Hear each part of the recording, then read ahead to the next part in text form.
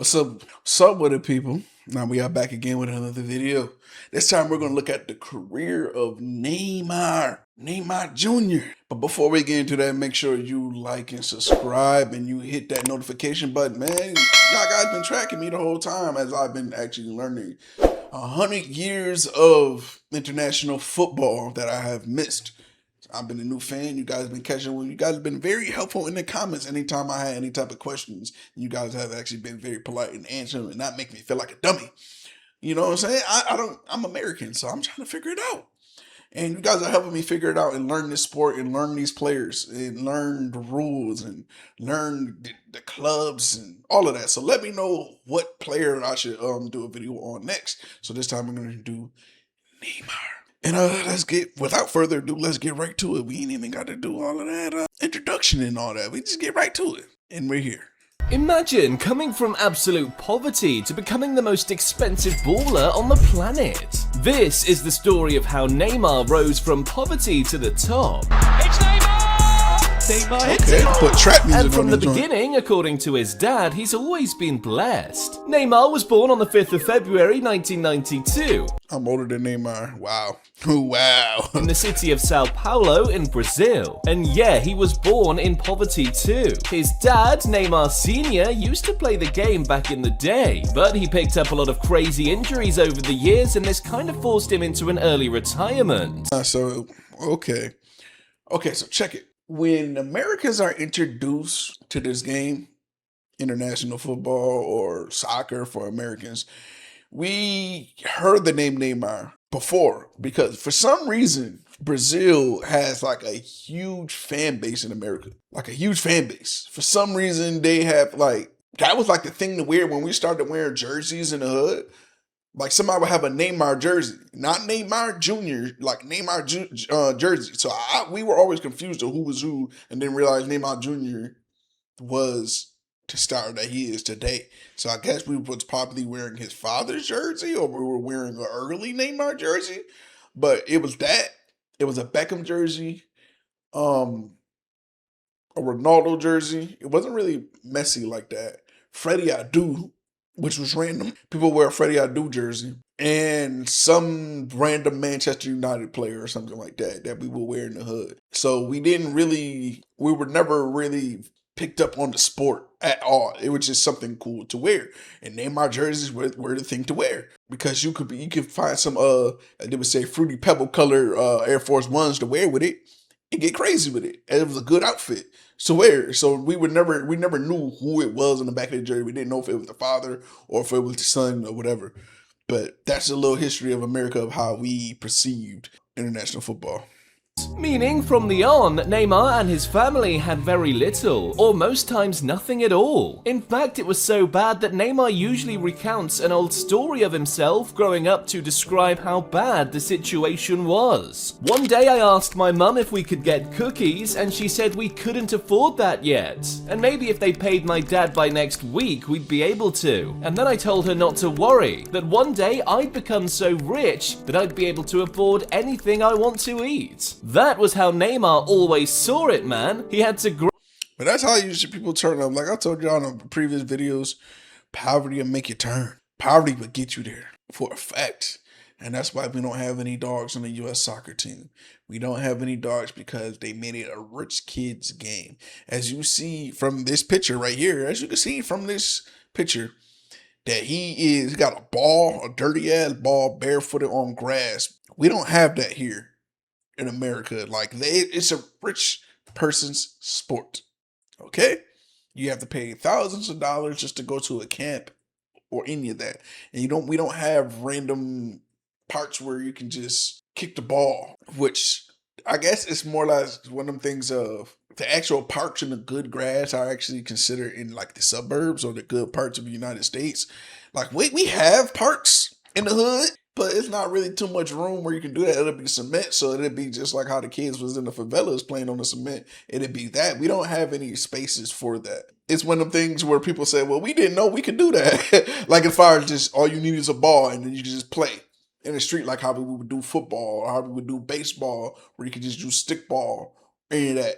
So Now that the kids are seeing it, and now that my videos are getting bigger and more Americans can see that, hey, all you need is a ball. That's all you need is a ball. And you can start getting good at this game. And now everybody has a phone.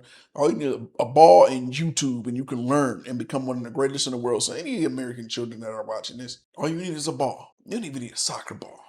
And if you do find a soccer ball, they about $7 something. Steal one.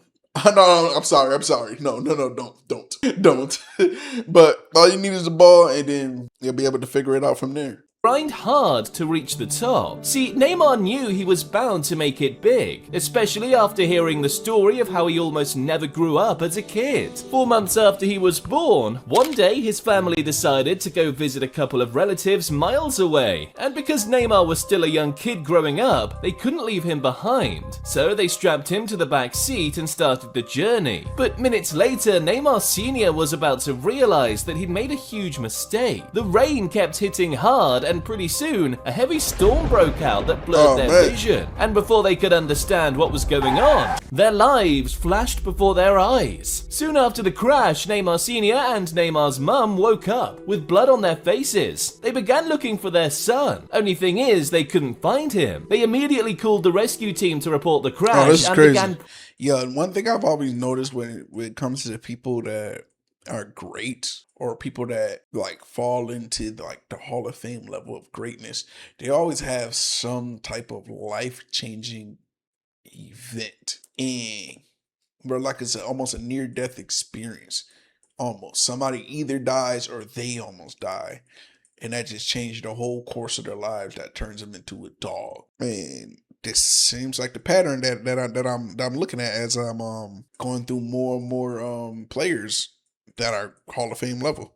Praying hard just so their son could live when they heard a cry from a distance. Neymar Sr. traced the sound, and there Neymar was, a cut on his forehead, still alive. They rushed him to the hospital, and as he came out okay, Neymar Sr. knew he was blessed, that his kid was gonna one day become something big. But that didn't mean his oath to greatness was gonna get any easier, because if anything, it became harder. Now, they'd become so poor they couldn't even afford to pay the electricity bill or rent, and to cut costs, Neymar and his family had to go move in with his grandparents. Damn. Still, despite all the negativity, And they had to go back to granny house, boy. Yeah, he came from nothing for show. They had to go back to granny house because it got so real.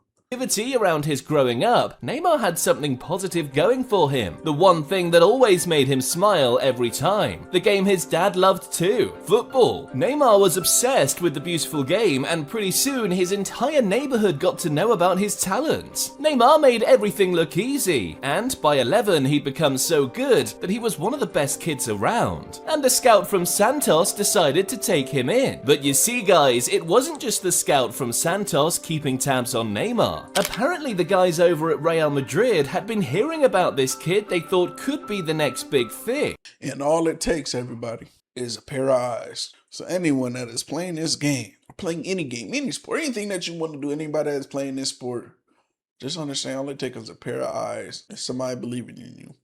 And it can get you where you need to go. But also take your eyes to see that you could be great and you believe it in yourself. That could take you somewhere. Oh, that's cold. That's a cold line. Let me keep going. So they sent Neymar and his dad the chance of a lifetime. A ticket to come play for the Madrid youth team. They flew Neymar and his dad over. Neymar got to see the superstar ballers in Madrid, like Ronaldo Nazario, Rubinho, Beckham, and Zinedine Zidane. And with the world-class facility, yeah, I'm actually going to do videos on Zinedine Zidane and David Beckham. So I'm actually going to do videos on them because y'all let me know what great players I should do, and they were definitely in the list.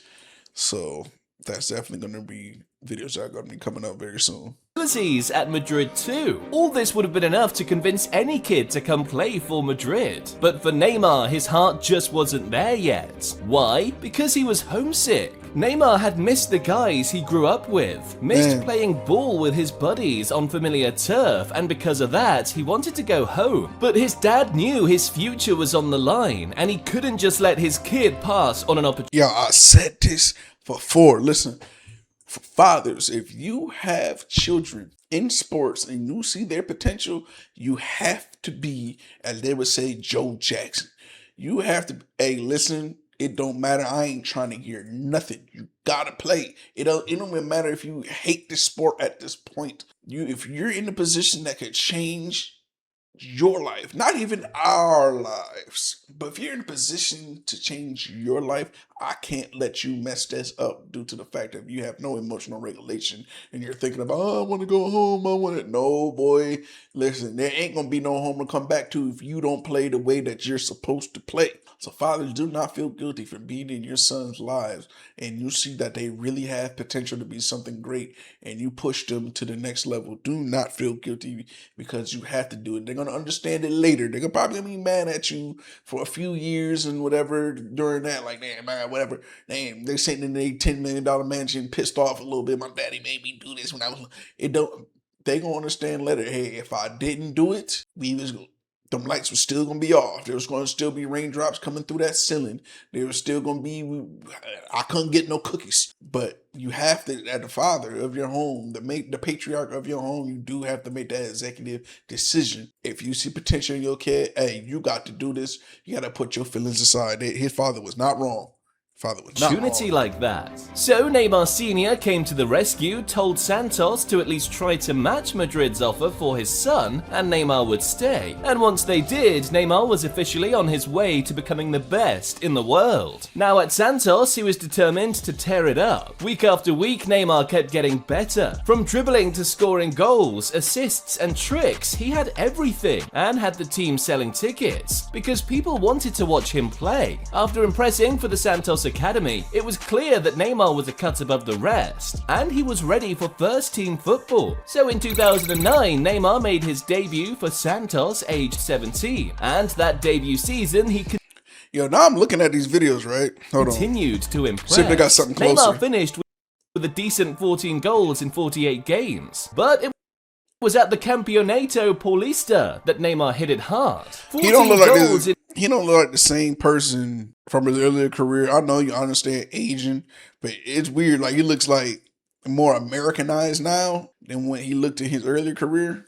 19 You get what I'm saying? games for Santos, on their way to winning the whole thing. And at this point, Neymar had started catching the spotlight of the whole of Europe. Now, the big European team... Like, look at this, right? Like, look at him. He looks more of a, South American kid. Like, he looks like distinctly South American. You get what I'm saying? But now, when you see him now, he looks like a light-skinned dude from he looks like a light-skinned dude from like Texas or something like that now. But he looks more, you would say, ethnic. I don't want to say ethnic, but more South American. If that makes sense. He looks more South American in his early career, but now he looks more like Americanized and looks more, like a light-skinned black dude. Wanted him to come play for their main teams, but it was the clubs from England who showed huge interest. West Ham and Chelsea. Imagine Neymar rocking... See what I mean? Like, look at him now. I understand that you gain weight and, you age or whatever, but he does not look like the same person from his earlier career or whatever. You know how people be saying clones and stuff? Like, it looks like hey, y'all swapped out Neymar's. Like, he looks like a light-skinned dude. Like, he looks like he might be like a Nigerian American mix type person. Like, he looks totally different, if that makes sense.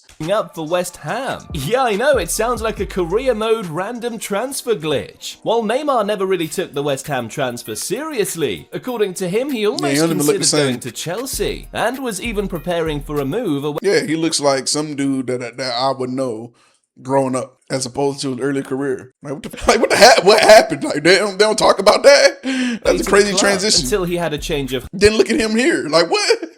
Like, I'm sorry I'm making most of the video about this, but that's a crazy jump in what he looks like. That's a crazy jump. Heart last minute, and decided to stay. And I bet that had something to do with Pele telling him to stay for one more season at Santos. Who knows? Anyways, Neymar decided to stay. Also because he probably wanted more game time heading into the 2010 World Cup. And even I'm sorry that I messed that up for y'all, because now y'all about to start noticing it. Now y'all about to start noticing as I'm noticing it. So I'm sorry I messed up the rest of the video for y'all. though he didn't make the team, Neymar had now proven he was ready to become become world-class talent, and in 2011, he got his big moment. 42 goals in 60 games, and that Copa Libertadores form was hard. Neymar.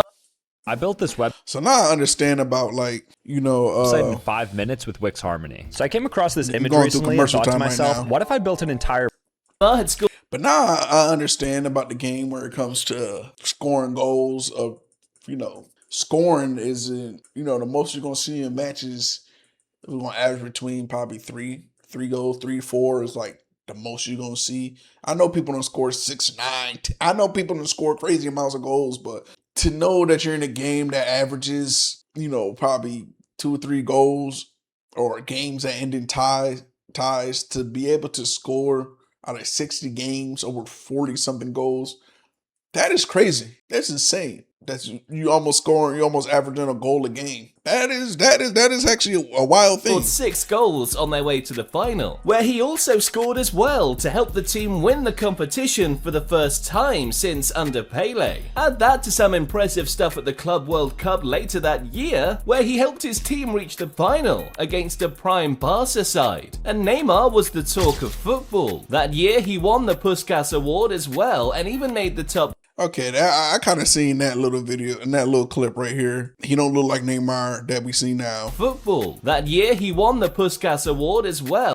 But now he's starting to look like the Neymar that we see now. I see the transition, but that's a wild jump. Even made the top 10 Ballon d'Or rankings too. World-class stuff. In 2011 and 2012, Neymar carried his amazing form into the new season. 43 goals and 10 assists in 47 matches. Woo! And in 2012 and 13, he was now the most hyped Brazilian ever, with a lot of clubs after his signature again, because now it was. So let me get this right. So when it came to Neymar, they looked at him basically as the second coming to Pele. Like he's the predecessor to him. He's the next one in line. That the quote unquote hype behind him is like, hey, he's going to be the new Pele. Let me know in the comments. Clear, a move to European football was on the cards. But just before settling his club football future, Neymar had some business to do with the national team. At the Confederations Cup of 2013, all eyes were on Brazil's star boy. Now wearing the iconic number 10 kit at a major tournament, Neymar was expected to deliver, and he did. He scored 4 goals and. Okay, so that's what goes on with the numbers. The numbers are of, I guess, the legendary player, so you basically pass that number if they see that you finna be him. Okay, I get it. 2 assists in 5 games, as Brazil won the competition on home soil, including this golazo against Spain in the final. Damn, he had Casillas attempting to recreate the Jordan logo for a set. Neymar was now a huge prospect, and it was almost impossible to hate the guy. He had the talent, looks, and had even subscribed to Mr. Football already, a certified baller. 2012-13 was Neymar's final season at Santos, because in the following campaign he was ready to make the step up and go big time, and his next move was going to put him on the brink of greatness. Barca came calling, and Neymar and Santos accepted a $57.1 million offer to let him leave. This move was going to be the start. Yeah, I gotta get into the transfers. After this, the next video I'm gonna do about the transfers. And for the Americans, transfers is just trades. Because I didn't know that they pay fees for them to go to different teams and all of that. Like, I guess it's big money when it comes to these transfers. I'm not really too sure, but yeah, the next video is definitely going to be on transfer, because that seems like that's a very, very big thing in football. So we're going to definitely look at that.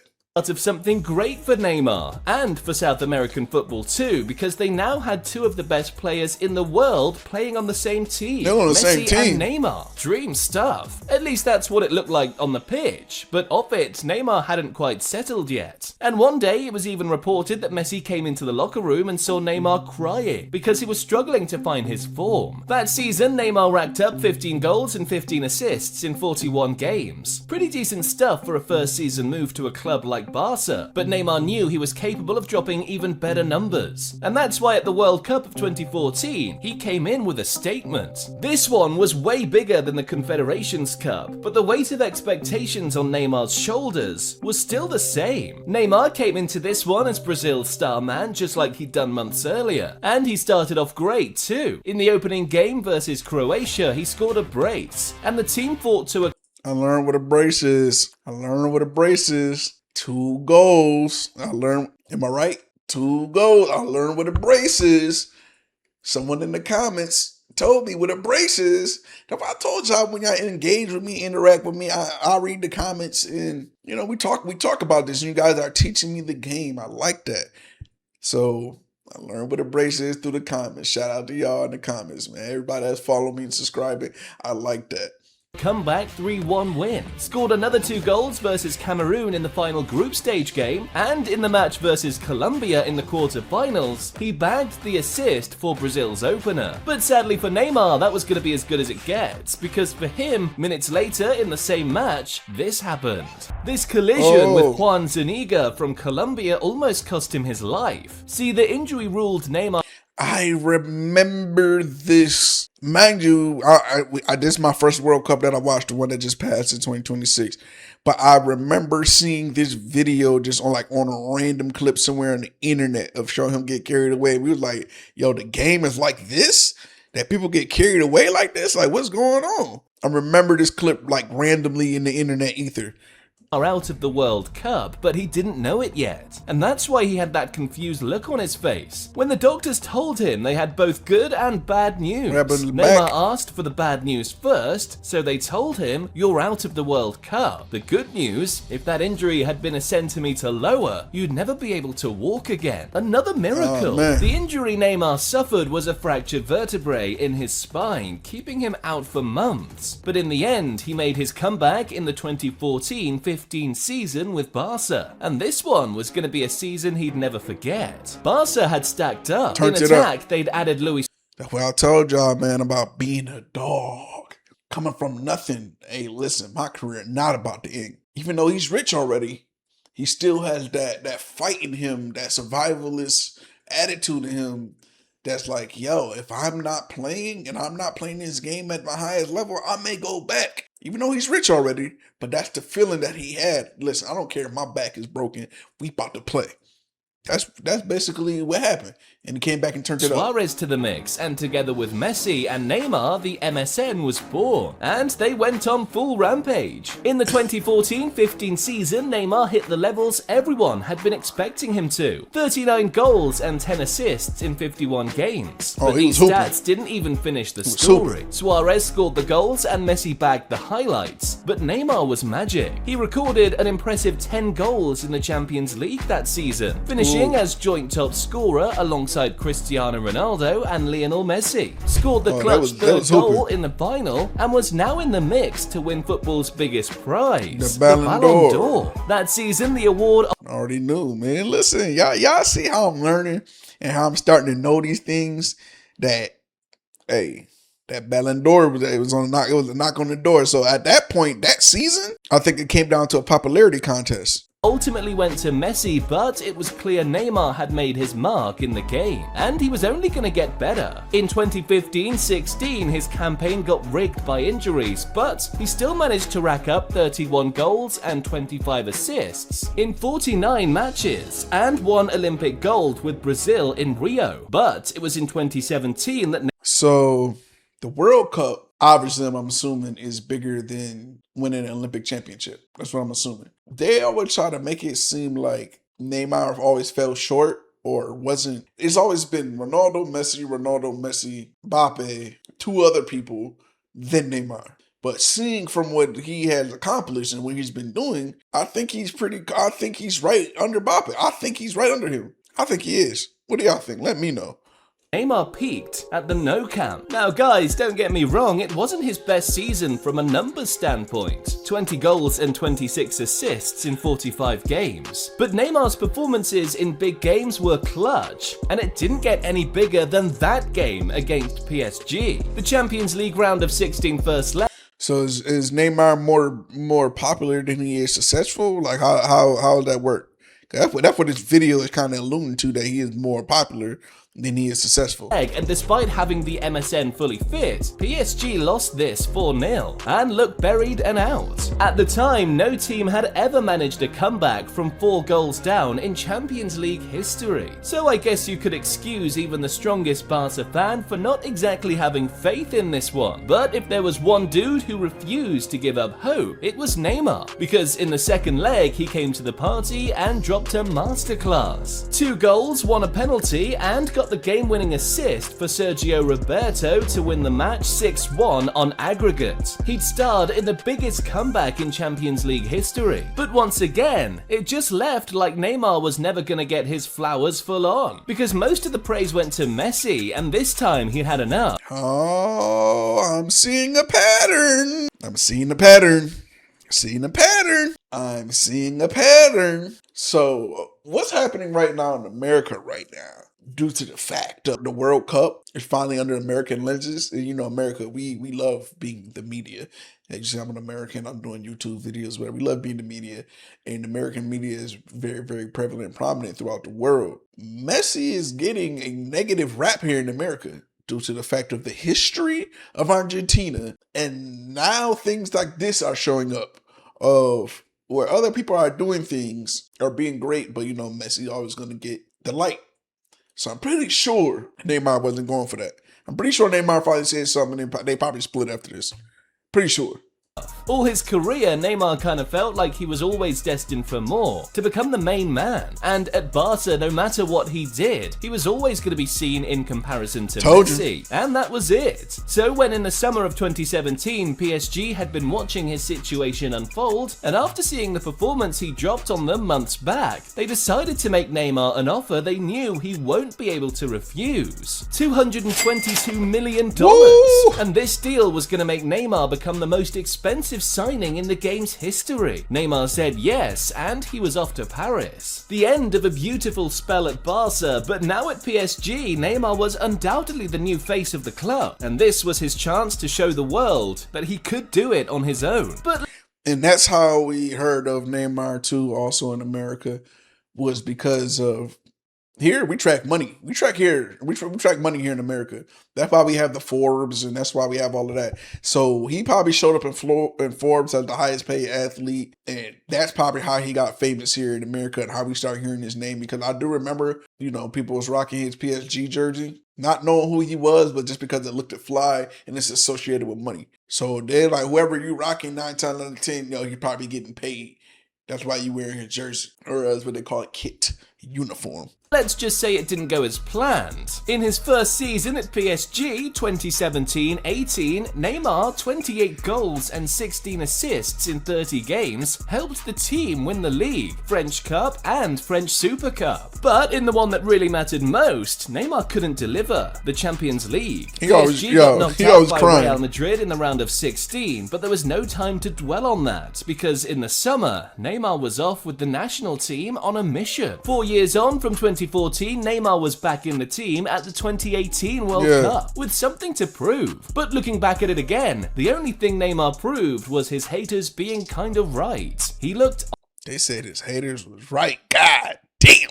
Off. He had more dives than I've seen Olympic swimmers complete, as getting fouled a lot, which really wasn't his fault. But then again, Neymar was way below par. This had to do with the injuries he'd suffered in the past. Also, that was another thing too with Neymar. So Neymar, okay, an American player actually made Neymar more famous here in America, and that was Odell Beckham. So our NFL version of Neymar was Odell Beckham Jr. So it was kind of like Odell kind of took his style, and it was the haircuts. Neymar always had some type of unique haircut. So kids in America were actually copying his hairstyle, or they were copying whatever Odell was doing. And it seems like Neymar and Odell basically give and take from each other.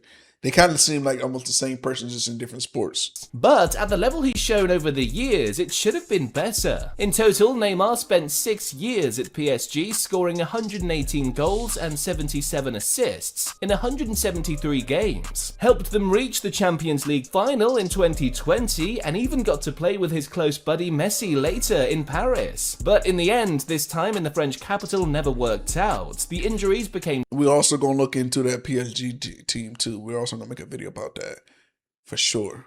Too much, plus with Kylian Mbappe taking over, Neymar became second fiddle again. And these days at 31, he now plays in the Saudi Pro League with Al Hilal, where he's recovering from an ACL injury he suffered last year. Damn, Neymar's career is a lot, but it could have been even more if he'd calmed down a bit. He still isn't doing bad now because living in Saudi has him balling like a king. It isn't just him too, there's a bunch of other superstar ballers like Cristiano Ronaldo and Karim Benzema bagging the bag of a giving them boys billions of dollars. Lifetime in the Saudi Pro League and spending like... Yeah, they're giving them boys billions of dollars over there. But yeah, his NFL comp is Odell Beckham. It seemed like it's still injury ridden, being a junior. But like, had some highlights, had some, almost making it to the top type of situations, but always falling short. But the injuries throughout the career, but he was still a superstar and still being paid. So it seemed like his comp was like Odell Beckham. But that's all for today. We checked out the career of Neymar. Let me know what other players we should look at. Let me know in the comments. Y'all be easy. I'll catch you on the next one.